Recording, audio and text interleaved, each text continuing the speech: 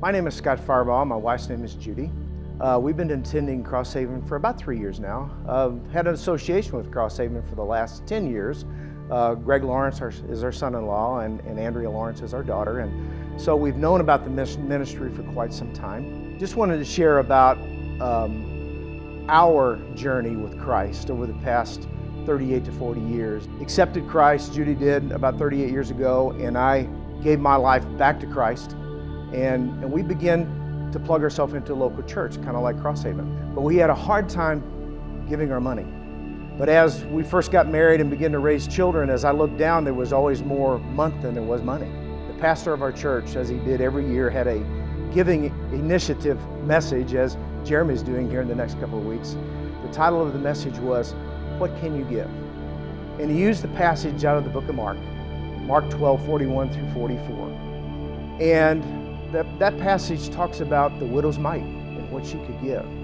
And as all the people were coming into the courtyard of the temple, and Jesus was there and the disciples were there, and they were putting their money in these big metal vases, and the more money that was put in, they made louder noises.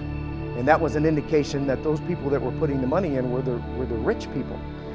And the widow came into the courtyard, and it says Jesus picked her up with his eyes and saw her drop her 2 mites into the container, which made no noise to anybody else, but Jesus heard those. And at the end of that message, as our pastor always did when he really wanted to bring home the point, he stood at the side of the pulpit and he said, "What are you willing to give today? Do you have 2 mites to give? Do you have 1% to give today?"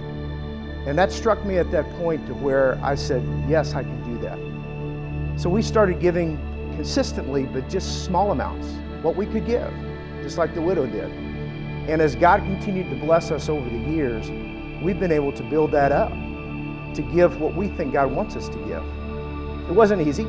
You know, we had our times where we thought, well, we could use that money for something else, but I can tell you today that I've not missed that money.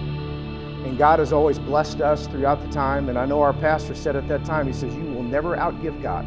I challenge you, to get on board on this New Beginnings and Giving initiative that Jeremy's beginning to share about, and to give back to God, whether it's just a little bit, or whether it's 1%, or whatever you can do. But join us in that, and I know that you'll see that God's blessings will overflow into your life like they have ours.